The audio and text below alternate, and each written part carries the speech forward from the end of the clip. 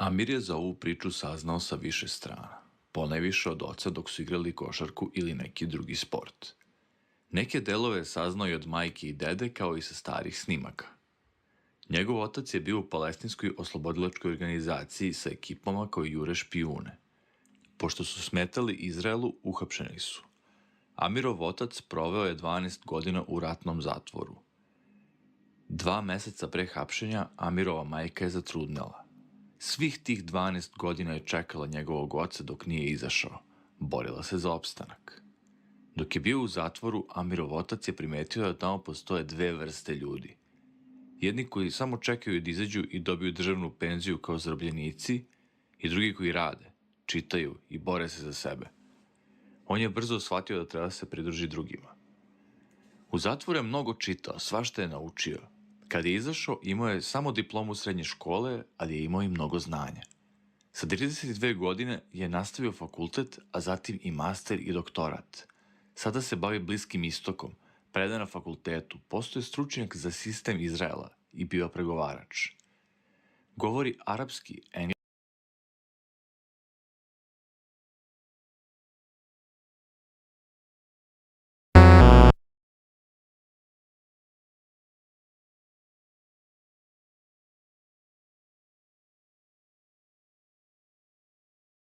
Miševi u pomoć.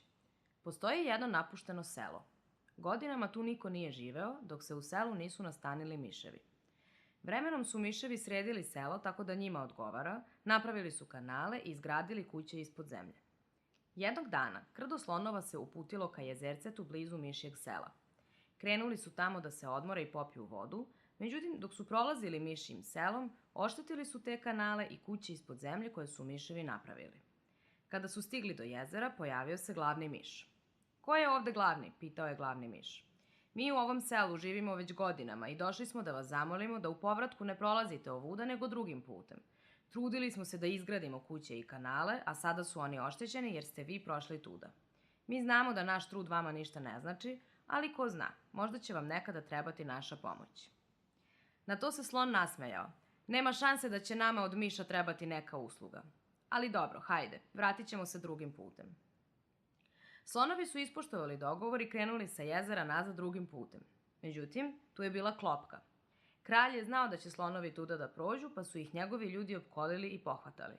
Ubacili su ih u mrežu i vezali ih za drveće. Jedan slon je uspeo da umakne kraljevim ljudima. Pošto nije mogao da pomogne, otišao je kod miševa. Treba nam vaša pomoć, rekao je. Na njegovu molbu miševi su krenuli ka mestu gde su slonovi vezani. Krenuli su da grizu mrežu,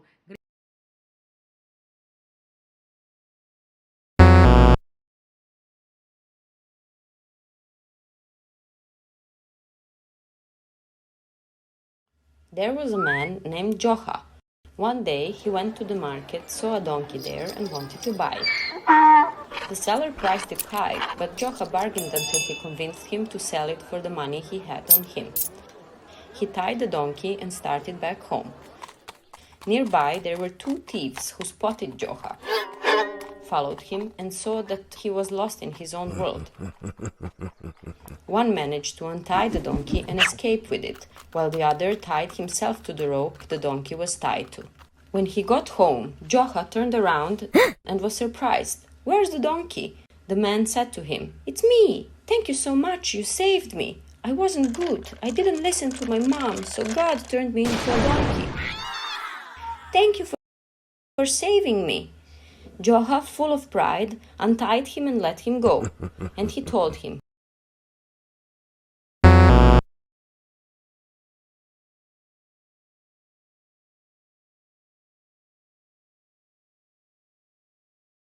in a kingdom there lived a king who had a daughter, a princess.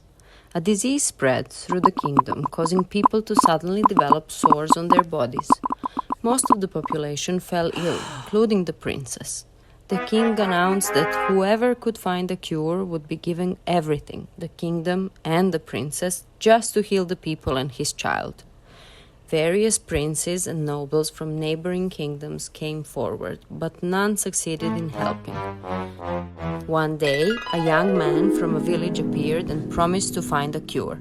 He was so convincing that the king believed him and placed all his hopes in him. The young man embarked on a long journey. He got into a boat and began to sail, letting fate guide him. Suddenly, a light shone upon him and he heard a voice telling him to go to a nearby island and gather certain plants. Once he gathered them, the voice would return and tell him what to do with them. On the island, the young man gathered the plants exactly as the voice had instructed. After collecting them, the light and voice reappeared, instructing him to go to a nearby swamp, collecting mud from it and mix it with the plants. The young man reached the swamp by boat, dipped his hand in, retrieving the mud, and mixed it with the plants as the voice had instructed. At that moment, the light appeared for the third time, and the voice announced one more trial for the young man. It gave him a sword with which he had to kill a wolf and mix the wolf's fat with the plants and mud. The young man found the wolf and fought with him for a long time. In the end, he managed to pierce the wolf with the sword and extract the fat from its belly. He mixed the fat with the other ingredients as the voice had instructed. At that moment, Saint Nicholas appeared from the light. He said to the young man, "With this you will save the kingdom. Now go, and you will see everything will be all right." The young man returned to the kingdom, where everyone had already lost hope. They first applied the remedy to the princess, and when they saw it worked, they used it on the entire population. When everyone was healed, the king, as promised, gave the young man his kingdom and the princess with whom he lived happily ever after.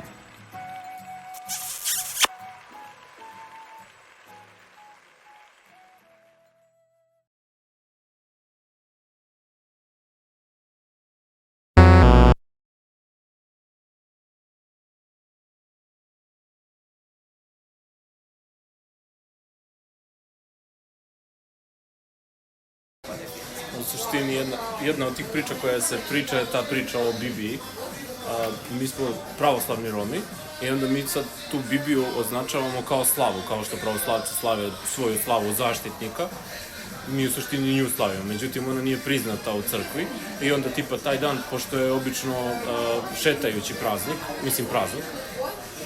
nije uvek isti dan, generalno pop koji dođe da čita molitvu, on se moli za tog sveca koji je taj dan. Tako da generalno ne pominje Bibliju i ne znam nija šta. Mi imamo ikonu koja je naslikana, ali opet to crkva ne priznaje, ne prepoznaje kao neku zaštitnicu ili sveticu ili ne znam šta. A generalna priča koja se kod nas prenosi u njoj jeste da je to zapravo bila jedna žena koja je išla, putovala sad u ovom kontekstu Srbijom, ali kao svetom, i da je to jedna stara žena koja je kao beskućnik, da kažem, bila i onda je tražila tako sklonište dok je putovala i generalno ljudi koji su je puštali u kuću, koji su je pomagali da pređe taj neki svoj put, ona je pomagala njihovoj deci, odnosno zaštitila njihovu decu, izlečila je njihovu decu, tako jedna priča o nekom čoveku gde je ona došla opet tako kao slučajno, gde je on imao neku bolesno dete i onda su oni nju ugostili, dali su joj hranu, dali su joj mesto da spava i onda je ona tako sedela u ćošku sa strane i oni su svi bili malo uplašeni zašto je ona tako čutljiva ili zašto je tako, da kažem, ne priča ni sa kim, a imali su to jedno kao bolesno dete. I onda je, pošto je ona tu prenoćila, sutradan samo nije više bila tu žena, ona otišla, a to dete se izlečilo, počelo mnogo bolje da se osjeća, da se kreće, jer je bilo u krevetu i to. I onda tako u suštini priča jeste zapravo o toj starici koja je išla iz grada u grad, iz naselja u naselje i pomagala deci. I to je slava koju mi nazivamo slava za, da kažem, decu, zaštitnica dece.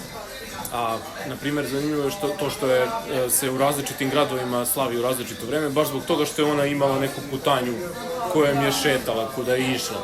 I onda, na primjer, ja sam iz Arilja, u Arilju se slavi negde tamo početkom marta, krajem februara, pa onda posle par dana se slavi u Požegi, pa posle par dana u Čačku, baš otprilike neki kao put koji je ona prošla, veruju da je prošla.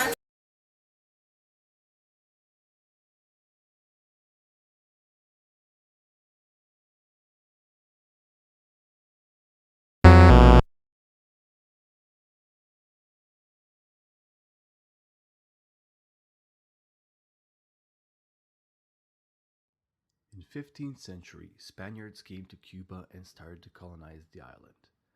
Once they came, Spaniards imposed a new system in Cuba, which we called colonization of the island.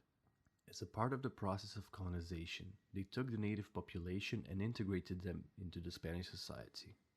But this integration was terribly violent, so a lot of native Cuban people decided not to follow the Spanish rule. They rebelled against the Spanish, and one of them was Hatui. Hatui's rebellion is said to be the first one against the Spaniards, and he represents the real spirit of the Cuban people. When Spaniards caught Hatui, they put him on a bonfire.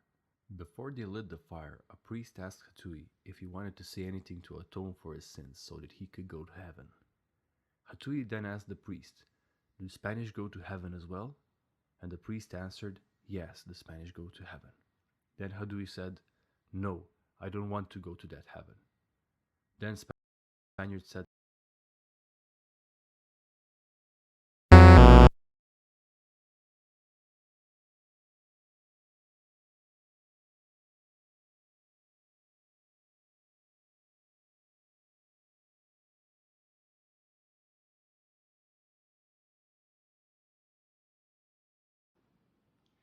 Back in the day, everything was energy. But one day, different energies came to the earth in human forms to travel around, live a human life, and help humans by giving them all sorts of information.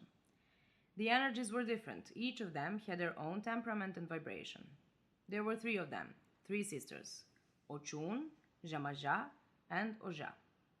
Ochun is yellow, sensual, and very feminine. She represents the energy of the ocean. Jamaja is blue and strong, and she represents the energy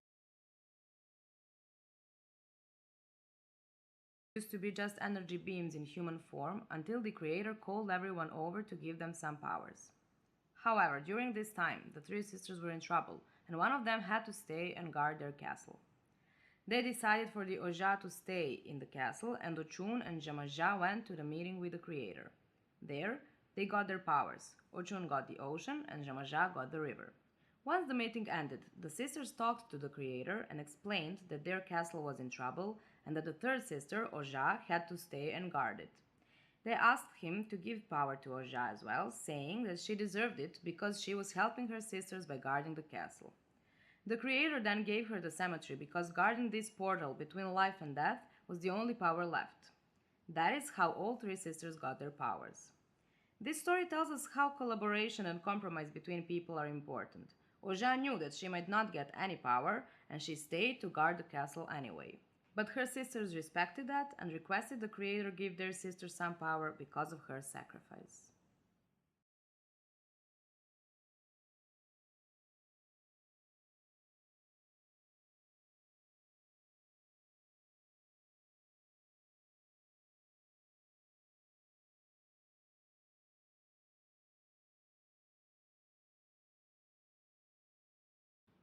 Priča o dva brata. Ovo je priča o dva brata. Jedan je lud, jedan je normalan. E sad, taj normalan je imao svoju trgovačku radnju i nije puno ljubavi imao prema svom ludom bratu. A ovaj lud, on je klošario na sve strane. Išao je od ulice do ulice, prosio, pio, ali je imao dobru dušu. Svakome dao, svakome pružio.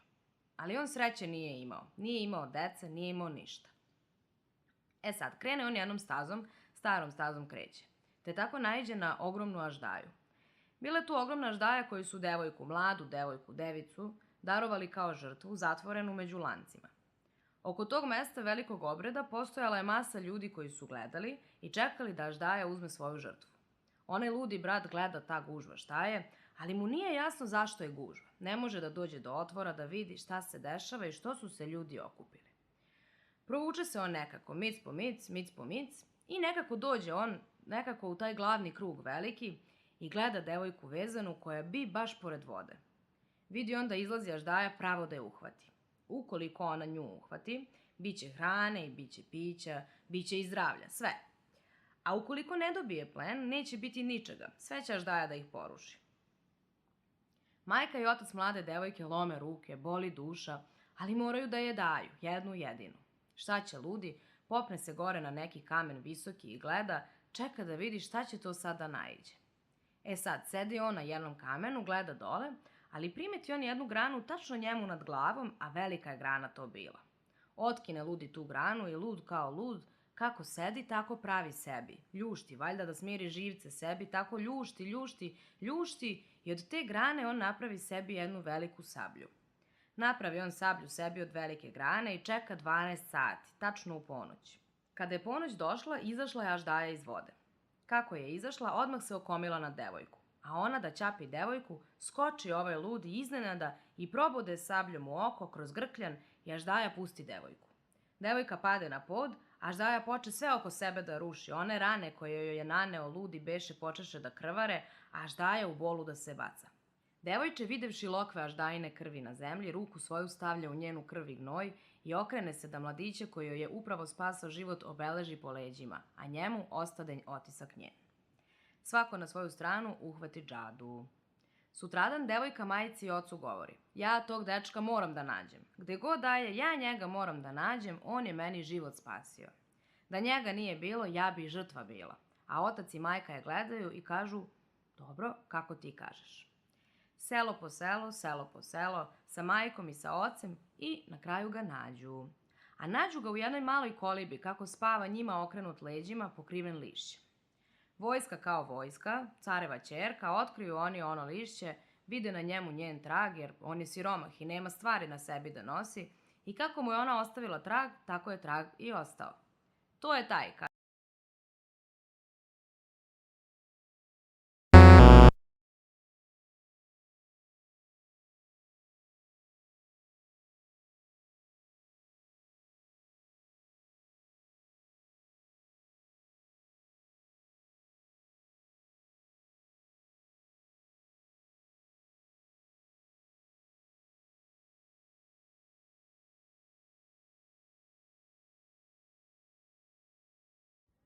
La Milagrosa means a woman who performs miracles, but in this story, La Milagrosa did not perform any magic.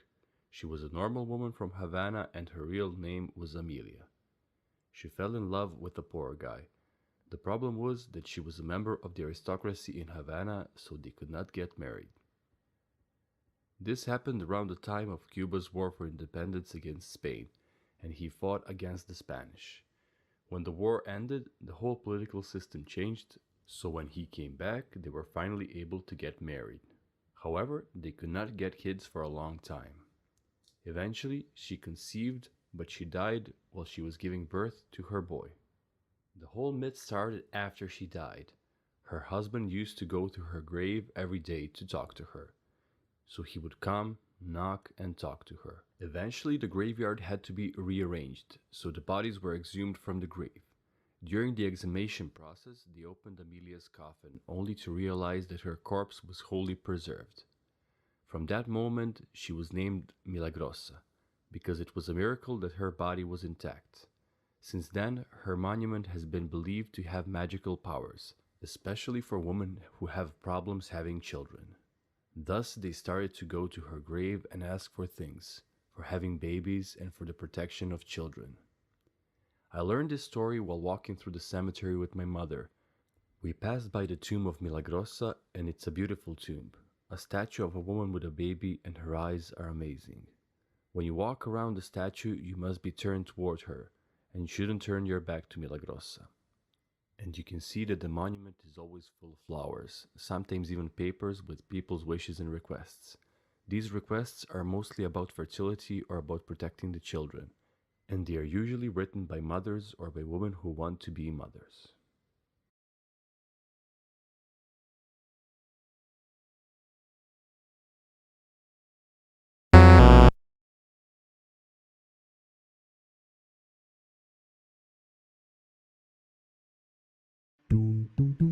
A parakeet is about to go to a wedding.